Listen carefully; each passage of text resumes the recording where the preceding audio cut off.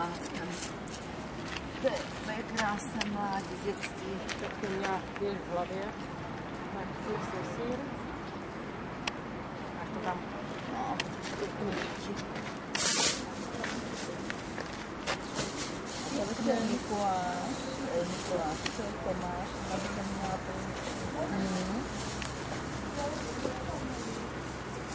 já jsem bych měla neuvěřitelnou klidku na to, že když jsem byla dítě chápavé,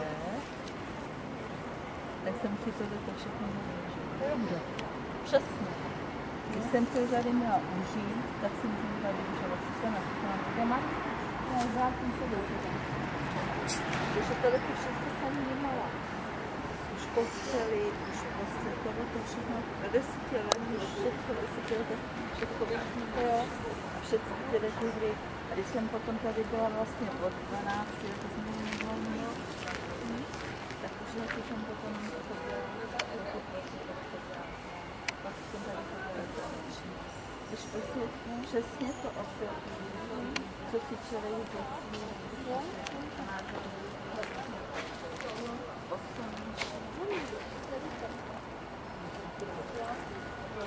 Střech to dělal zbožně, ty střech.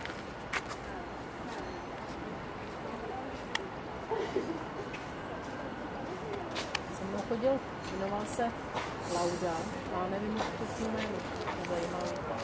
Michal Lauda. A ten dělal, kreslil tuši tady ty střechy všechno. Měl krásný perokresby. No, nevím, pak šel na to dělat. Což teda no, tak výtvarnou výchovu. Tak lepší než do tiskárny, viď?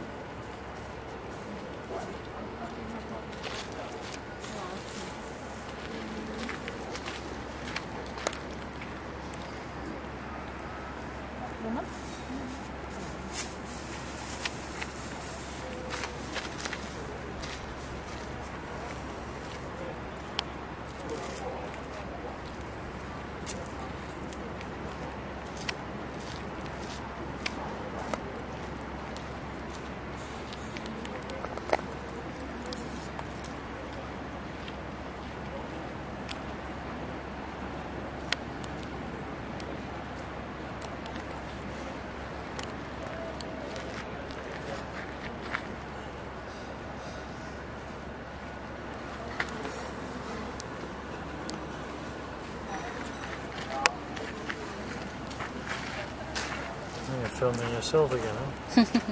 Yeah.